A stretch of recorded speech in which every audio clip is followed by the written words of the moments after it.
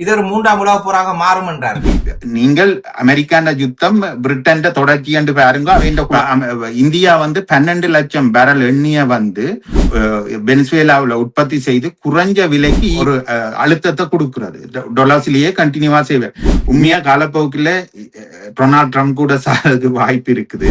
இந்த போர் அமெரிக்காவுக்கு லாபம். வணக்கமான உறவுகளே, உங்களோடு இணைவதில் மன மகிழ்ச்சி. இன்றைய சிறிய கலந்துரையாடலில் கலந்து கொள்பவர் லண்டனில் இருந்து அரசியல் ஆய்வாளர் பிரதீசன் அவர்கள். வணக்கம்.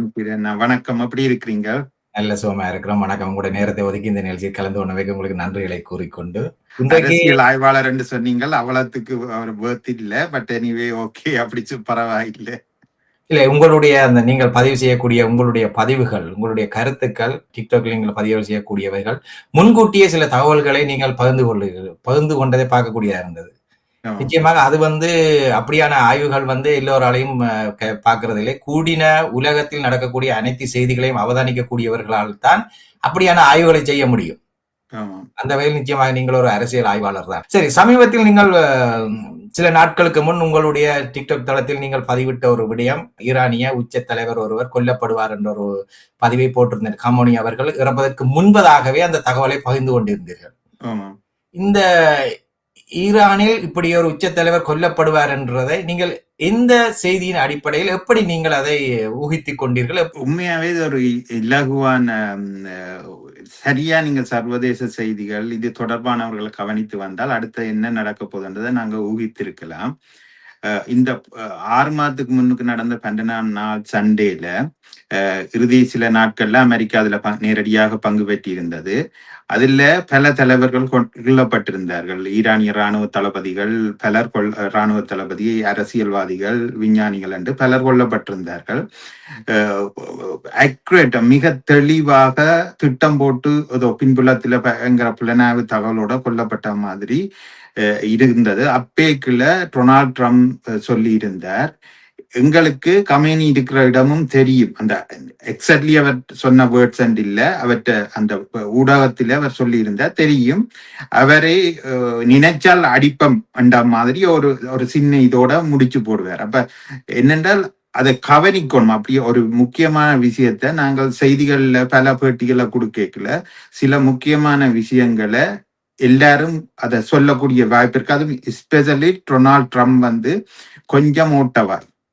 அவர் அதை அப்படியே சொல்றப்போ அதை நாங்க கவனத்துல நான் உண்மையாவே அதை எடுத்து போட்டு, அதுக்கு பிறகு இவர் பேச்சுவார்த்தை ஈரானோட செய்து கொண்டிருக்கல எல்லாத்தையும் இந்த இராணுவங்களை அரபிய நாடுகளை நோக்கி நகர்த்தி கொண்டு இருக்கிறார்.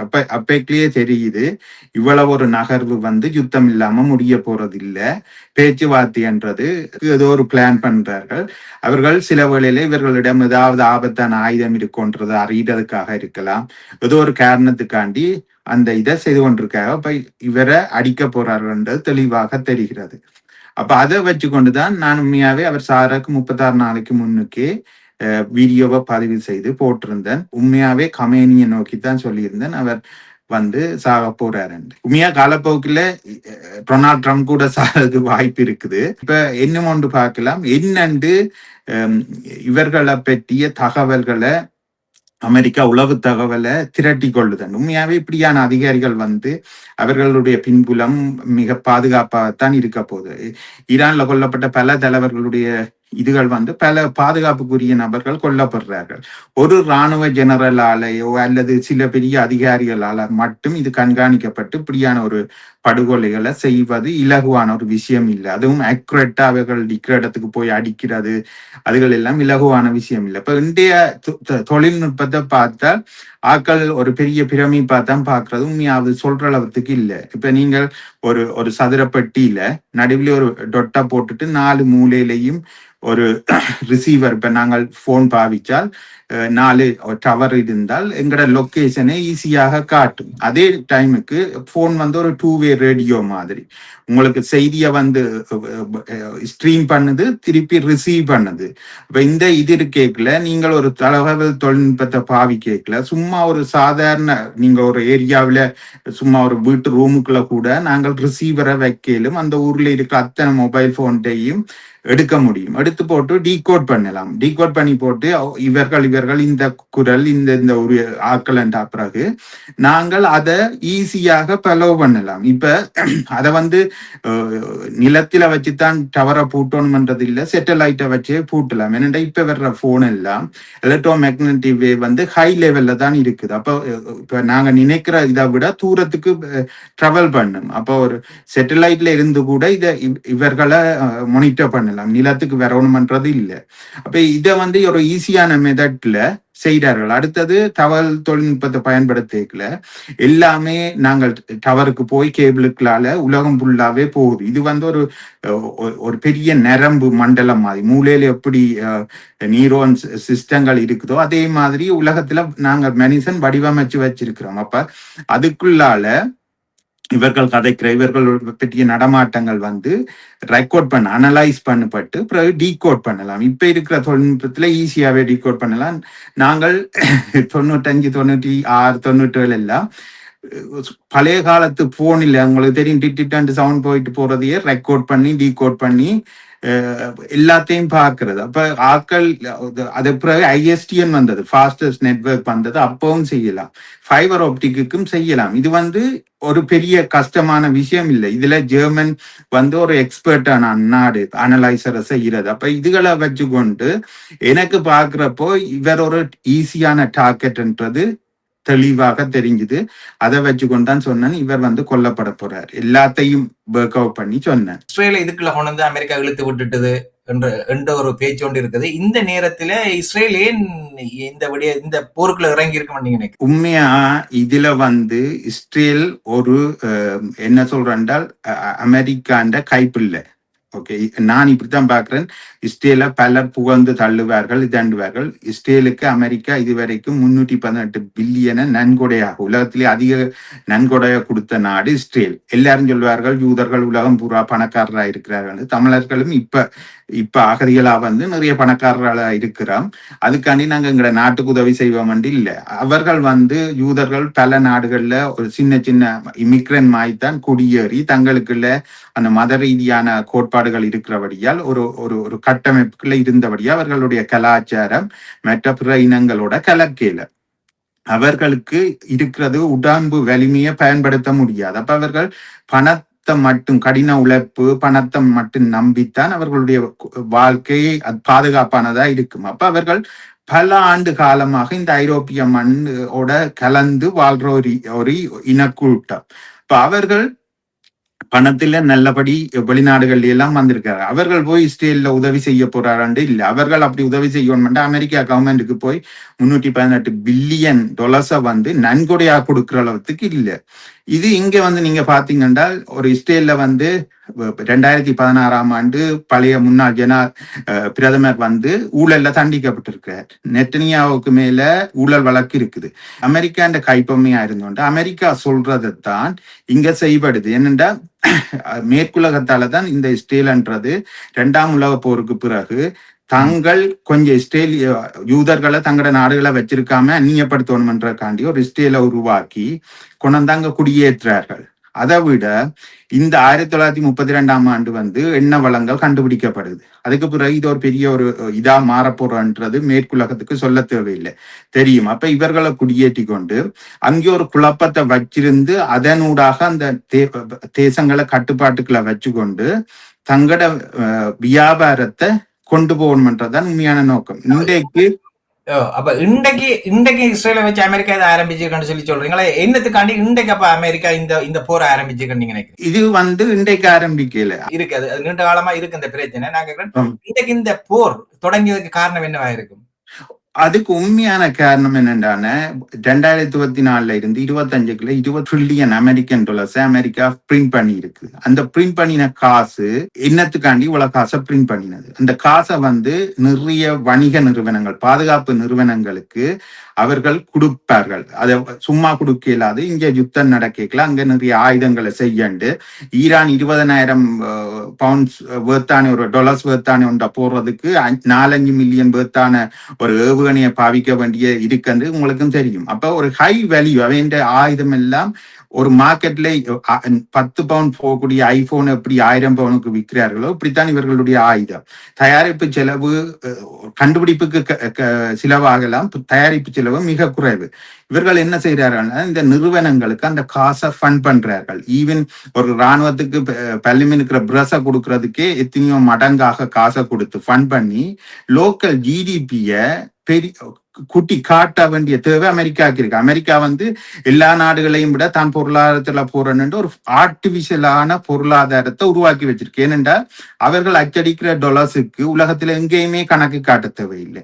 இது ஒரு ஆர்டிபிஷியலான மார்க்கெட். அதுக்கு தங்களுடைய ஸ்ட்ராங்கா வச்சிருக்கிறக்காண்டி இவ்வளவு எத்தனை இப்ப இந்த போருக்கு எத்தனையோ ஆயுத நிறுவனங்கள் அங்க வந்திருக்கும். எல்லாத்துக்கும் பே பண்ணி நீங்கள் ஆயுதத்தை செய்யுங்க கொண்ட்ராக்ட் போட்டுப்பாங்க. இதுல ஐரோப்பா நிறுவனங்களும் வரும், அவர்களும் இதால லாபம் அடைஞ்சு கொண்டே இருப்பார்கள். அப்ப இணைய தகவல் சொல்லக்கூடியது முக்கியமாக ஐந்து முக்கியமா இருக்கக்கூடிய முக்கியமான 5 நிறுவனங்கள் பார்த்தா அது அமெரிக்காவில் இருக்கக்கூடியதா இருக்குது. ஆனா நீங்கள் சொல்ற விடயத்தையும் ஒப்பிட்டு பார்த்தாலும் ஆனால் இன்றைக்கு தனது பலங்களை கொண்டு போய் இந்த மத்திய கிழக்கு நாடுகளில் தளங்களாக போட்டிருக்கக்கூடிய அமெரிக்காவுக்கு ஏற்படக்கூடிய செலவுகள் இருக்கு தானே. அப்படி என்றால் இதுல அக்கறை இல்லைன்னு சொன்னா அமெரிக்கா அதை அந்த தங்கட இது எல்லாத்தையும் குறைக்கலாம் தானே அமெரிக்கா. ஏன்னா இதை குறைக்காது. ஏனென்றால் நீங்கள் பாத்தீங்க என்றால் சவுதி முதல் அமெரிக்கா ஒபேக்குள்ளே ஒரு குழப்பம் வரைக்குள்ளேயே பல நாடுகள் அந்த எண்ணெய் அமைப்பில் இருந்த நாடுகள் ஒரு குழப்பம் வந்தது. நாங்கள் தங்கத்துக்கு எண்ணெயை விற்பம்ன்றது அந்த குழப்பம் வரைக்குள்ள சவுதிக்கு அமெரிக்கா ஆதரவு கொடுத்து அதாலதான் இன்றைக்கு சவுதியை இன்று வரைக்கும் அமெரிக்கா அடிக்காம இருக்கிறது. இப்ப என்ன செய்தார்கள் என்றால் அவர்களுக்கு வேணும் இந்த பகுதிகளை குழப்பமாக வைத்திருக்கிறது. குழப்பமாக வைத்திருந்தால்தான் இந்த நாடுகள் எண்ணெய் ஏற்றுமதி செய்யற நாடுகளை கட்டுப்பாட்டுக்களை வச்சிருந்து அவர்கள் தங்களோட டொலர்ஸில வர்த்தகத்தை செய்யறதுக்கு ஒரு அழுத்தத்தை கொடுக்கிறது. டொலர்ஸ்லயே கண்டினியூவா செய்வார்.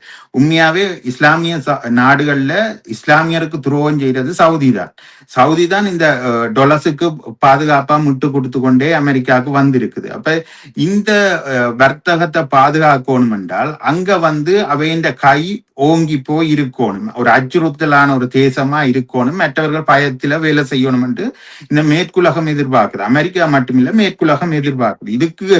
இதுக்காண்டித்தான் தங்களோட தளங்களை கொண்டு 79 நீங்கள் பார்த்தீங்கன்னா அந்த தெரியும், அப்படி தங்களோட டொலர்ஸுகளை சர்வதேச மயப்படுத்தி கொண்டு வரைக்கல இந்த ராணுவ முகாம்களும் வளர்ந்து கொண்டே வரும். உண்மையிலேயே இப்ப இந்த அமெரிக்கா இந்த எண்ணெய் வளத்தை மெயின் பண்ணி தான் சொன்னா அமெரிக்காவில இன்றைக்கு உலகத்துக்கு தேவையான எண்ணெய் வளத்துல ஹோர்முஸ் நீர்முனையால் அந்த கிழக்கு அரபு தேசத்திலேயே 33-30% எண்ணெய் வளம் அந்த பாதையால வர்றதா சொல்லப்படுது. ஆனா அமெரிக்கால 20% உலகத்துக்கு தேவையான 20% எண்ணெய் அமெரிக்கால உற்பத்தி செய்யறது. அதுவும் விற்கக்கூடிய நாடுகளுக்கும் பல நாடுகளோடு அது தொடர்பு உள்ளதான் அது இருக்குது. இப்ப என்னுடைய கேள்வி என்னன்னா, ஏன் அதிகமான பலத்தை செலவழித்து அந்த இடத்துல நிக்கிறதால என்ன லாபம் அமெரிக்காவுக்கு? இப்ப அமெரிக்கா 20 என்ன பேர் கோவிட் வர்றதுக்கு முன்னுக்கு 20-22 மில்லியன் பேரலை உற்பத்தி செய்தார்கள். உண்மையாவே இப்ப 13-14 மில்லியன் பேரல் தான் அமெரிக்கா உற்பத்தி செய்யுது. அவர்களுக்கே 20 மில்லியன் பேரல் ஒரு நாளைக்கு தேவையானது. கவனிச்சு பாருங்க. சரி, ஒரு நாளைக்கு இந்த பூமியில 90-95 மில்லியன், சில நாள்ல 85 பில்லியன் பேரல் போதுமானது. அதுல அமெரிக்கா தயாரிக்கிற எண்ணெய் அவர்களுக்கே பத்தாதுன்றதான் இன்றைய நிலை. இப்ப அதால என்ன செய்யணும் என்றால் அந்த எண்ணெய் அதிகரிப்பை ஏற்படுத்தினாதான். ஏனென்றால் டொலர்ஸுக்கு பல நாடுகள்ல இப்ப சைனா 4 ட்ரில்லியனுக்கு மேல ரிசர்வ்ல டொலர்ஸை வச்சிருக்கு. சவுதி 3 பில்லியன் வச்சிருக்கு. இந்தியா 600 பில்லியன் வச்சிருக்குது. இப்படி பலர் டொலர்ஸை வச்சிருக்கிறபடியால் அவர்கள் இந்த டொலர்ஸ்லயே மற்ற நாடுகள் முதலீடு செய்யறபடியா இந்த டொலர்ஸுக்கு அவர்கள்கிட்ட வேண்ட திறனை இவர்கள் குறைச்சு கொண்டார்கள். அப்ப என்ன செய்கிறார்கள் என்றால், இப்ப வெனிசுவேலாவை பிடிச்சு டொனால்ட் ட்ரம்ப்பை நீங்க கவனிச்சீங்கன்னா சொல்லுவார், பிடிச்சு கொஞ்ச நாள்லயே சொல்லுவார், தாங்கள் 50 பில்லியன் பேரலை வெனிசுவேலாவில் உற்பத்தி செய்து குறைஞ்ச விலைக்கு ஈவன் ரஷ்யாவுக்கு கூட தர்றோம் எங்கள்கிட்ட வேண்டுங்கன்னு சொல்லுவேன். அன்றைக்கே நீங்க கவனிச்சிருக்கணும் அடுத்தது என்ன நடக்க போகுது என்றால் அவர்கிட்ட வேண்ட வைக்கிறதுக்காண்டி ஒப்பந்தங்களை சைன் பண்றதுக்காண்டி ஈரான்ல வந்து இந்த 20% இதை தடை பண்ணணும். அதுக்குள்ளால போற எண்ணிய தடை பண்ணினால் அந்த 50% அவர்கள் ஆல்ரெடி 20 மில்லியனுக்குரிய இதை வச்சிருந்தவர்கள் இப்ப 50 மில்லியன் பேரல் ஆகிக்கல அந்த 30 இருக்கிற 30 பில்லியனை தங்கள்கிட்ட வேண்டக்கூடிய மாதிரியான இடத்துக்கு கொண்டு போறார்கள்.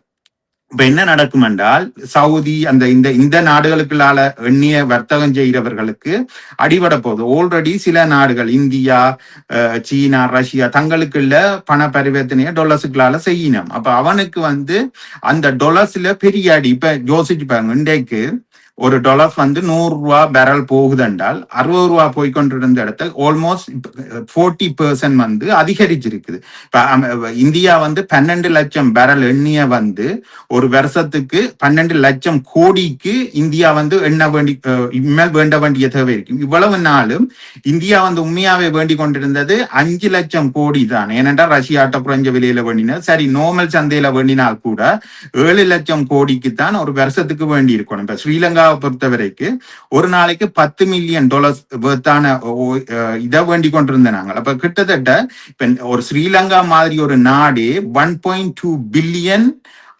வருஷத்துக்கு அதிகமாக பே பண்ண போறோம். அப்ப ஏன் நாங்கள் இப்படி எல்லா நாடுகளும் லூஸ் பண்ணுது? அப்ப அந்த காசு எங்க போகுதுன்ட்டு அமெரிக்காவுக்கு. டொலர்ஸ் எண்ணெய் விலை அதிகரிக்கிறதால யாருக்கு காசு விடுமெண்டா எங்களுக்கு வந்து இப்ப 600 மில்லியன் ஒரு வருஷத்துக்கு எண்ணெய் இறக்குமதி செய்ய தேவைப்பட்ட எங்களுக்கு 1200 தேவைண்டா நாங்க மிச்சம் இருக்கிற 600 மில்லியனுக்கு அமெரிக்காட்ட போக வேண்டிய தேவை இருக்கு. அங்க போய் தாங்க எங்களுக்கு காசு என்னண்டா 600 மில்லியனை எக்ஸ்ட்ராவா நாங்க எடுக்க வேண்டிய தேவை. இந்தியாவை பொறுத்த வரைக்கும் 5-6 லட்சம் கோடியை போய் எங்கே எடுக்கலாம்? ஏனென்றா வர்த்தகம் வந்து அமெரிக்கா டாலர்ஸ்ல செய்யக்கல. அப்ப அவைகளுக்கு அழுத்தம் கூட போகுது. அப்ப இந்த லாபம் வந்து அமெரிக்காவுக்கு தான். இப்ப நீங்கள் இப்ப எல்லாரும் பெரும்பாலான நாங்கள் கூடக்கூடியது அமெரிக்கா தன்னுடைய ஆதிக்கத்துக்காண்டி தன்னுடைய ஒரு தான் இப்ப தலைத்து இருக்க வேண்டும் என்பதற்காகவே இப்படியான சிலவர்களை இப்படியானதை செய்கிறது என்று சொல்லக்கூடிய ஒரு விடயங்களை அவதானிக்கக்கூடியது. ஆனால் உண்மையிலேயே இந்த போரின் பலிகளை அறிந்தவர்கள் தான் ஈழத்தமிழர்கள்.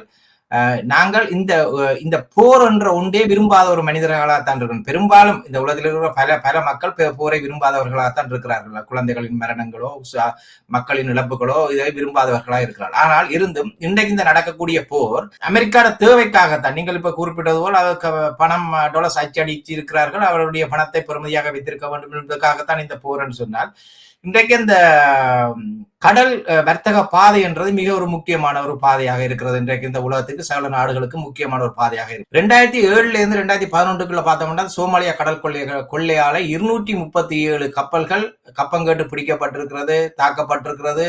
கடல் வழி பாதையே கேள்விக்குறியாக இருந்திருக்கிறது. அமெரிக்காவின் தலையீட்டால் அது குறைக்கப்பட்டிருக்கிறது. இன்றைக்கு ஈரான்ல இருக்கக்கூடிய ஈரான் நாடு ஏமன் நாட்டில் இருக்கக்கூடிய ஒரு தீவிரவாத அமைப்பை வைத்து அதுவும் தாக்குதல் செய்கிறதுக்கான வழிகளை செய்து வைத்திருக்கிறது. ஆனால் அந்த தீவிரவாத அமைப்பு அந்த ஆயுதக்குழு சோமாலியாவில் இருக்கக்கூடிய கடல் கொள்ளையர்களுக்கு உதவி செய்கிறது. அப்ப ஈரானுடைய செயல்பாடு ஒரு வட்டமாக இந்த கடல் பாதையை முற்றாக தடை செய்து வச்சிருக்கக்கூடிய ஒரு நிலையாத்தான் இருக்கிறது. ஆனால் இதை உடைத்து 2011 வரைக்கும் இருந்த 237 கப்பல் கடத்தல் இருந்ததை அமெரிக்காவின் தலையீட்டால் வந்து 9 குறைச்சிருக்குது. அமெரிக்கா கடல் வழி பாதையை பாதுகாக்குது அமெரிக்கா. அப்ப இந்த பாதுகாப்புன்றது எங்களை போல இருக்கிற நாடுகளுக்கு அனைத்துக்கும் தானே அது பொருத்தமா இருக்கிறது. அமெரிக்கா முதலாவது இந்த விடயத்தை வேற எந்த நாடு செய்யும்? இந்த உலகத்தை பாதுகாக்கிறது எந்த நாடு செய்யும்? முதலாவது சோமாலியர்கள் ஏன் கடல் கொள்ளையன்றதை ஒரு பக்கம் பார்க்கணும். அவர்கள் இந்த கடல் பகுதி வந்து அதிக மீன் பலம் உள்ள நாடு. இந்த ஐரோப்பிய நாடுகள் என்ற பெரிய பிஷிங் ரோலர்ஸ் நார்மல் எங்கட போட் மாதிரி இல்ல, பெரும் பெரும் பிஷிங் ரோலர்ஸ் வந்து அங்க போய்தான் இந்த டூனா போன்ற பல அந்த டூனா அதிக விலை கூடின மீன்கள் எல்லாம் அங்கதான் பிடிக்கிறார்கள். அவர்கள் அதால மிக பாதிக்கப்பட்டு வறுமை கோட்டில் இருக்கிறார். ஆல்ரெடி சோமாலியா வந்து அரச நிர்வாகமா சீரழிஞ்சு போயிருக்கு. அங்க யுத்தங்கள் அதுகள் என்று வறுமை. சரி, இது ஒரு பக்கம் இருக்கட்டும். உலகத்தின் அதிகமான சரக்கு கப்பல் இன்சூரன்ஸ் வந்து லாய்ட்ஸ்ல தான் இருக்குது. அது வந்து மேற்குலகத்தின் நிறுவனம். ஒவ்வொரு கப்பல்களும் இப்ப புதுசாக சைனா நிறுவனங்கள் எல்லாம் அந்த இன்சூரன்ஸை போடுது. கப்பல் நிறுவனங்கள் வந்து பாதிக்கப்படுற போதான் இன்சூரன்ஸ் வந்து இருக்கு. நீங்கள் ஒரு 1000 பேர்கிட்ட போன் இருக்கண்டா 10 பேர்கிட்ட போன் உடைஞ்சு போனாதான் இன்சூரன்ஸ் கம்பெனிக்கு வேலை இருக்கு. இந்த மாதிரி ஒரு பக்கத்தால அதாவது ஒரு பக்கம் பாருங்க, பிரிட்டிஷ்ல இருந்து இயங்கக்கூடிய கம்பெனி நினைக்கிறேன். லாய்ட்ஸ் வந்து பிரிட்டிஷ் கம்பெனி. அது மேற்குலகம் சார்பா. இப்ப ஈரான்ல நடக்கிற யுத்தம் கூட இப்ப ஆங்கிலோ இந்தியன் அந்த ஈரானியன் இருக்கிற பெட்ரோல் நிறுவனம் வந்து முந்தி பிபி. இப்ப அதே மாதிரி இதுல இருந்தது வெனிசுவேலா இருந்த பிபி. நீங்கள் அமெரிக்கான யுத்தம் பிரிட்டன் தொடர்ச்சி என்று பாருங்க, அவன் குழந்தைகளுக்கு பராமரிப்பு பாருங்க. அந்த மாதிரி இப்ப இந்த கடற்பகுதியில நடக்குது. ஓகே, இப்ப இந்த கடல் பகுதியில யுத்தம் எப்ப கடல் கொள்ளையர் அதிகரிச்சார்கள் என்றால் இந்த மீன் அவர்களுடைய வளங்கள் அவர்களுடைய நிர்வாகங்கள் சீரழிகிறப்போ அவர்களுக்கு காசு இது இல்லாமத்தான் அந்த மக்கள் போறார்கள். அந்த மக்களுக்கு இப்ப நாங்கள் ஒரு ஒரு ஒரு ஆயுதத்தை வேண்டதுக்கு எப்படி ஆப்பிரிக்காவுக்குள்ள இவ்வளவு ஒரு விலை கூடின ஒரு $500 அவர்களுக்கு சாப்பிட வழியில அதுக்கு அவைக்கு அதான் சொல்றாங்க. ஈரான் வந்து அவைக்கு உதவி செய்து ஆயுத உதவியை செய்துதான் இந்த வேலையை செய்ய வைக்குது அவை. இல்லை, உண்மையில இது ஈரான் செய்ய இல்லை. இந்த இதை வந்து சோமாலியாவுக்குள்ள ஆயுதம் எத்தனையோ காலமாக இருக்கிறது. இது வந்து அவர்கள் செய்ய இல்லை. இது வந்து ஒரு அமெரிக்கா வந்து அப்படி ஒரு பிம்பத்தை உருவாக்குது. அவர்களுடைய ப்ராக்சிகள் இருக்கிறார்கள், இந்த ஆயுதத்தை கையில கொடுத்து அந்த பிரச்சனைகளை உருவாக்குறவர்கள். அவர்கள் தான் இதை கொடுத்து ஒரு அன்சர்டின். இப்ப என்னென்றால் நீங்கள் கடல்ல எல்லா இடத்தையும் பிரச்சனை இருக்கண்டோன்னா அமெரிக்கான்ற இதை உங்களுக்கு இப்ப நீங்களாவே கேட்கிறீர்கள் பாருங்க, அமெரிக்காவால தானே பாதுகாக்க முடியும், இதை யார் வேற செய்வார்கள் என்றால் அவர்கள் எல்லா இடத்தையும் கொண்டு வந்து தங்களோட ராணுவத்தை ரிப்பாட்டுவார்கள். இது அச்சுறுத்தல். ஒரு பெரிய ஒரு வில்லன் இருப்பார், அவர் அடிக்கிறது போய் ஒரு அப்பாவிக்கு, அவருக்கு அப்பாவிக்கு அடிக்கிறத வச்சு மற்றவர்கள் எல்லாம் பயப்படுவார்கள். இதுதான் அமெரிக்கா செய்யற தந்திரம், சைக்காலஜிக்கல். ஒரு வேளை இந்த பகுதியில இருந்து மத்திய கிழக்குல இருந்து அமெரிக்கா முற்றாக வெளியேறினால் இந்த வர்த்தக பாதை எல்லாம் என்ன மாதிரி நடக்கும்? இந்த ஈரான் கையில எல்லா இந்த ஹோர்முஸ் நீரினுடைய முழு கட்டுப்பாடும் இந்த எல்லாமே இந்த 2025 கூட பிரிட்டிஷ் கப்பலை கூட பிடிச்சிருக்கிறார்கள் ஈரான்காரர்கள். 2023 நடந்திருக்கிறது. பல அச்சுறுத்தல்களை கொடுத்திருக்கிறார்கள். அப்ப இவருடைய கட்டுப்பாடுல முழுமையாக அந்த தேசங்கள் வந்தால் அங்கு அமெரிக்காவோட கடல் வழி பாதைகளுக்கு அமெரிக்கா தான் சரி எதில தான் இந்த வெளியில போறணும் என்று சொல்லி சொன்னால் இந்த நாடு இந்த உலகம் எவ்வளவு பின்னடைவை தாங்கும், எவ்வளவு பாதிப்புகளை பின்னுக்கு தோகும். இன்றைக்கு இந்த ஒரு குறிப்பிட்ட நாள் முடக்கப்பட்டதாலேயே இன்றைக்கு இந்தியா பாகிஸ்தான் போன்ற நாடுகள் எல்லாம் இன்றைக்கு இங்க ஐரோப்பாவில் கூட எண்ணவில்லை எவ்வளவு பாதிப்புகளை ஏற்படுத்துது. தனிய எண்ணெய் மட்டும் இல்லை, விவசாயத்துக்கு தேவையான உரங்கள்ல இருந்து பல விடயங்கள் அந்த பாதையால வரக்கூடியதாக இருக்குது. 30% உரங்கள் வரக்கூடியதாக இருக்கிறது. அப்ப இது முழுமையாக முடக்கப்பட்டால் இந்த உலகம் சந்திக்கக்கூடிய பாதிப்புகள் என்னவாக இருக்கும், அதிகமான பாதிக்கக்கூடிய நாடுகள் எதுவாக இருக்கும் நீங்க நினைக்கிறீங்க? என்ன நீங்கள் ஒரு உங்களுக்கு தெரியும், 5 வருஷத்துக்கு முன்னுக்கு உக்ரைன் போர் தொடங்கினது. உக்ரைன் போர் தொடங்கினோன்னா ஐரோப்பாவில் எல்லா பொருளும் விலை கூடினது, உலகம் எல்லாம் விலை கூடின ஒரு பொய்யான பிம்பம் கட்டமைக்கப்பட்டது. இங்க இருந்துதான் உலகத்துக்கு எல்லாமே உக்ரைன்ல இருந்தான் சாப்பாடு போறது, போறது, பல தேங்காய் எண்ணெய் போகுது, சூரியாந்தி எண்ணெய் போகுதுன்னு சொல்லி ஐரோப்பா இந்த சூப்பர் மார்க்கெட்ஸ் எல்லாம் நீங்கள் பார்த்தா நாளுக்கு நாள் பிரைஸை அதிகரித்து கொண்டே வந்தார்கள். உக்ரைனை காரணமா சொல்லப்பட்டது. அதே டைமுக்கு நீங்க பாத்தீங்கன்னா உக்ரைன் போர் தொடக்க காலத்துல எண்ணெய் விலை கூடினது. உக்ரைனை வந்து ஒரு சில நாட்களிலேயே ரஷ்யா பிடிக்கும்ன்றது, அது ரஷ்யா அந்த திட்டமே வச்சிருக்கல. தங்கட மக்கள் அதிகமாக உள்ள கிரிமியாவை பிடித்தார்கள், பிறகு தங்களுக்கு தேவையான பகுதிகளை பிடித்து கொண்டு இப்ப உக்ரைனே ஒரு கலப்படைகிற யுத்தம் தான் செய்து கொண்டே இருக்கிறார்கள். அவர்கள் வந்து அவர்களுக்கு தெளிவாக தெரியும் ஹிட்லர் மாதிரி போல. இதே நீங்க கொண்டு இங்க பாருங்க. ஓகே, எங்கட ஈரான்ல பார்த்தால் ஈரான்ல வந்து 20% தடை வந்து உலகத்துக்குள்ள ஆக பெருசா கொன்ற போறது இல்லை. ஏனென்றா 80% மற்ற பிற பகுதிகளில் உற்பத்தி செய்யக்கலாம். அது இந்த உற்பத்தியை கூட்டி இதை சமப்படுத்தி கொள்ளலாம், பெரிய விஷயம் இல்லை. இப்ப நீங்கள் மற்ற நாடுகள்ல இந்த எண்ணெயை எடுத்து கொள்ளலாம். ஈரான் ஏன் யுத்தம் செய்தன்னு பாருங்க. சும்மா அவர்கள் வந்து நீங்கள் ஒரு இன்டர்னல் சர்வதேச சட்டங்களுக்கு ஏற்ற மாதிரி நாடுகளை இதெல்லாம் யுஎன்ல இருக்கிற சர்வதேச சட்டங்களுக்கு ஏற்ற மாதிரி அந்த நாடுகளை தங்கட சுதந்திர வெற்றிகரமாக விட்டாலே இந்த பிரச்சனைகள் சோல்வ் ஆகும். இவர்கள் போய் இடையில வந்து இதுகளை செய்யறபடியாத்தான் குழப்பம் பெறுது. ஒவ்வொரு நாடுகளிலேயும் வள சுரண்டலுக்கு போய் சோமாலியாவில் போய் அந்த மீன்வள சுரண்டலுக்கு போக அங்க கடற்கர மீனவர்கள் வந்து வறுமையில வாடுறபடியால் அவர்கள் களவுக்கு வாரார்கள். இப்படி இந்த வள சுரண்டல்களை ஓரளவு நாங்கள் திருத்தி கொள்றதுக்கு அது எல்லாரும் சேர்ந்து செய்யறதுக்கு ஒரு வழியை உருவாக்கலாம். இப்ப அமெரிக்கா வந்து தனிய இதுக்காண்டித்தான் நான் வாரன் இதுக்காண்டி வாரன் என்று சொல்லி தேவையில்லாத குழப்பத்தை ஏற்படுத்து. ஈரான் வந்து இதுக்கு முன்னுக்கு அவர்களோட சொரீரக்கு முன்னுக்கு ஆட்டியாவது கப்பலை மறிச்சார்களா, அடிச்சார்களா, அல்லது ஏதாவது போக்குவரத்தை தடை பண்ணினார்களா? இல்லையே. அவர்கள் பாட்டுல விட்டாலே செய்தி ஊடகங்கள் சொல்லக்கூடியதாக இருக்கிறது. ஈரான் வந்து எமன்ல இருக்கக்கூடிய ஆயுத குழுக்கள் மூலமாகத்தான் சோமாலியாவில் இருக்கிற ஆயுதங்களை கொடுத்தான் அந்த கப்பல் வணிக பாதைகளில் பிரச்சனைகளை உண்டு பண்ணார்கள், கடத்தல்களை செய்தார்கள் என்று சொல்லக்கூடியதா இருக்குது. ஈரான் தான் அதுக்கு தலைமைத்துவமாக நின்று செய்தார்கள். சரி, இந்த போரில் ரஷ்யா ஈரானுக்கு உதவும் என்று சொல்லி சொன்னார்கள். இது ஒரு 3ஆம் உலக போராக மாறும் என்றார்கள். உண்மையாவே ரஷ்யா வந்து ஒரு திருட்டு பயலன் தான் சொல்றேன். அது இப்படி கதைக்கிறதுக்கு மன்னிக்க வேணும். ஏன்னு சொன்னால் இந்த இன்றைக்கு ஓயிலின் விலை கூடினது யாருக்கு லாபம்? ரஷ்யா வந்து வருஷத்துக்கு ஒரு நாளைக்கு 12.5 விரல் எண்ணிய உற்பத்தி செய்து நாடுகளுக்கு விற்குது. இப்போ ஆல்மோஸ்ட் அவன் பிரைஸ் வந்து 40% வந்து அதிகரிச்சிருக்கு, வித்ததுல இருந்து அதிகரிச்சிருக்குது. அப்ப அவர்களுடைய எண்ணெய்க்கு அதிக கிராக்கி வரப்போது அவர்கள் அதிகமாக உற்பத்தி செய்ய போறார்கள், விற்பனை செய்ய போறார்கள், காசு எடுக்க போறார்கள். ஈரான் சிரியாவில் என்ன செய்தது? உதவுறவன் என்று போன 1991 ஆண்டுக்கு பிறகு ரஷ்யா சிதைவுக்கு பிறகு ரஷ்யா உதவி செய்து எந்த நாடுமே உருப்பட்டது கிடையாது. அவர்கள் இவர்களுடைய பாதுகாப்பு ஒரு இடத்துல போனால் ஒரு ஆள் வில்லனுக்கும் இருக்கணும், ஒரு ஆள் சப்போர்ட் பண்ற மாதிரி பண்ணி இந்த நாடுகளை சிதைச்சு பலவீனமாக்குறது தான் இவர்களுடைய வேலை. உதவவே மாட்டார்கள். எஸ்பெஷலி ரஷ்யாவை நம்பினால் அவ்வளவுதான் அப்படின்னாலும் இந்த போர் முடிவில் பலர் இன்றைக்கு அரசியல் ஆய்வாளர்கள் சொல்லக்கூடியவர்கள் கூறக்கூடிய ஒரு விடயமாக இருக்கிறது அமெரிக்கா தோத்து போகிறது என்று சொல்லக்கூடிய.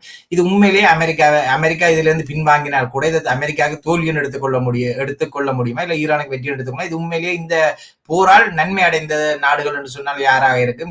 இந்த போர் நீடித்தால் ஏற்படக்கூடிய பாதிப்புகள் என்னவாக இருக்கு? இந்த போர் வந்து அமெரிக்காவுக்கு லாபம். டாலர்ஸ் இந்த கிராக்கி அதிகரிச்சிருக்குது. அவர்களுடைய ஜிடிபி குரோத் போக போது பொருளாதார ரீதியாக அமெரிக்காவுக்கு செம லாபம். ஓகே, ஒன்று இது மேற்குலகத்துக்கு அமெரிக்கா பிச்சு போடும், அது எப்படியும் அவர்களுக்கு லாபம் தான். சரி, இதை பாவம் ஆப்கானிஸ்தான்ல அமெரிக்கா யுத்தம் செய்தது.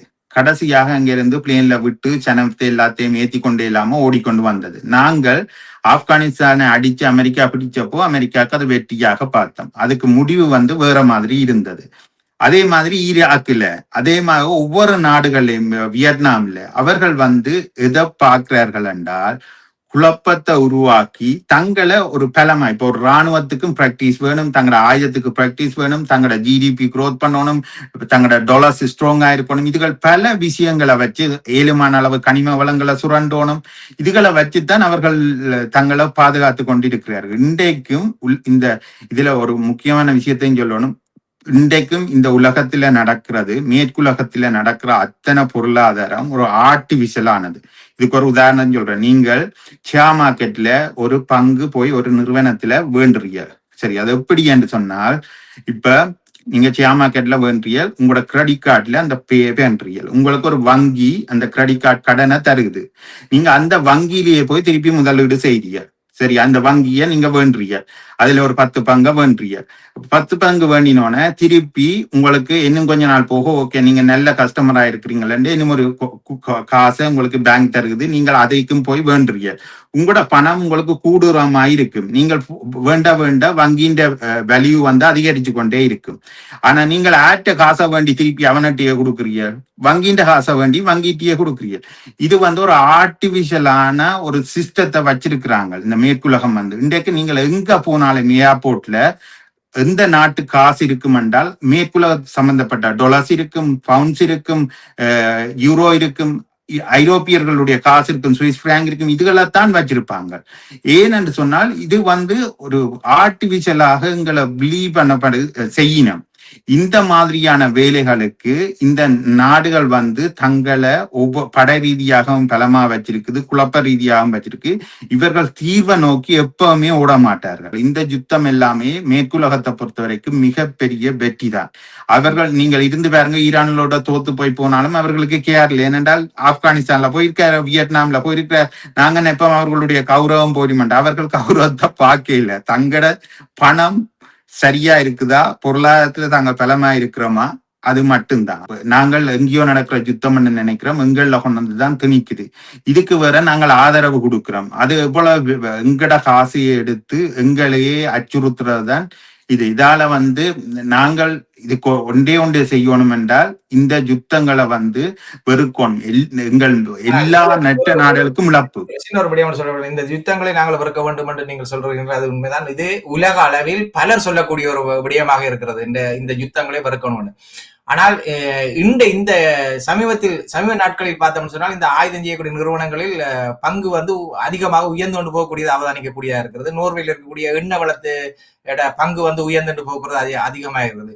ஆனால் அப்ப இந்த யுத்தங்கள் நடக்கக்கூடாதுன்னு சொல்லக்கூடிய மக்கள் தான் இந்த யுத்தத்துக்கு ஆதரவை கொடுத்து பங்குகளை வேண்டி அதை ஊக்குவிக்கிறார்களோ என்ற ஒரு கேள்வியும் எழும்பக்கூடியதாக இருக்கிறது. எங்களுடைய ஊடகங்கள் எவ்வாறான இந்த போர் என்ற ஒரு பிரச்சனை வந்தோன்னா எவ்வாறான செய்திகளை கொண்டு வருகிறது என்று நீங்கள் பார்க்கின்றீங்க? எங்கட ஊடகவியலாளருக்கு இன்றைக்கு இந்த யுத்தமே பொருளாதாரத்துக்காண்டி நடக்குது. இந்த பொருளாதாரத்தை பற்றி ஒரு அறிவும் அதிகமா 90% உடவியலாளருக்கு இல்ல. இத பெரும் உடவியலாளர் என்று சொல்றோம், டிவியல்ல பாக்குறோம், அவர்களுக்கு இல்ல. அவர்கள் என்ன அந்த உடவியலாளர் பேர்ல எங்களை கூழ்முட்டைகளை ஆக்குறார்கள். பழைய, அதாவது மேற்குலகத்தால படிப்பிக்கப்பட்ட ஜேர்னலிசத்தையே திருப்பி செய்து கொண்டு அதே பழைய கதை, அதே பழைய விஷயங்களையே கதைச்சு கொண்டு நிற்கிறார்கள். இந்த யுத்தம் அணு குண்டுக்காண்டி, ஈரான் வச்சிருக்காண்டி நடக்கையில சரி, ஊடகம் என்றது ஒரு மிகப்பெரிய சக்தி. அதுல வேலை செய்யறவர்களுக்கு ஒரு அல்டிமேட் நாலேஜ் இருக்கணும்னு நினைக்கிறேன், அல்லது தேடுதல் இருக்கணும். இவர்களோட நீங்கள் கதைச்சாலே அவர்களுடைய உலகம் ஒரு சின்னனாத்தான் இருக்கு. பாருங்க, முக்கியமான பல ஊடகவியலாளர் பேர் சொல்லி அது சரியில்லை. இப்ப உங்களுக்கு அது நான் அந்த பேரை சொல்றப்போ எங்கட ஊடகவியலாளர்கள் மேற்குலகத்தின் செய்திய வடிவா போட்டு எங்களை கட்டமைப்பார்கள். எங்கட ஊடகங்கள் எங்களை மொக்க நாக்குதல். அதுவும் பெரும் ஊடகவியலாளர் அவர்களுடைய வாயை திறந்தாலே பழைய குருடி கதவத்துரோடி என்ற மாதிரி அவர்களை கேவலமாக சொல்ல. எங்கட அரசியல் இன்றைக்கு இவ்வளவு பிள்ளையா இருக்கிறதுக்கு காரணம் இந்த ஊடகவியலாளர் தான். தமிழ் தேசிய கூட்டமைப்பு நாசமானதுக்கு காரணம் இந்த ஊடகவியலாளர் தான். இந்த எங்கட ஈழ போராட்டம் எங்கட மௌனிக்கப்பட்ட பிறகு திருப்பி எங்களுக்கு ஒரு சமூகம் ஒரு போராட்ட ரீதியாக திருப்பி மீளழ்ச்சி பெறாம இருக்கிறதுக்கு ஊடகவியலாளர் தான் காரணம். ஆயுதம் தேவையில்லாத நேரத்துல தூக்க வச்சதும் இந்த ஊடகவியலாளர் தான். இந்த ஊடகவியலாளர் ஒழுங்காக ஒரு சரியான முறைப்படுத்தல் இல்லாட்டால் எங்களை இவர்கள் அழித்து போடுவார்கள். தாயத்துல ஊடகம் நடத்துறவர்கள், புலம்பெயர் தேசத்துல ஊடகம் நடத்துறவர்கள் இத திருந்த வேணும், அவர்களை திருத்த வேணும்.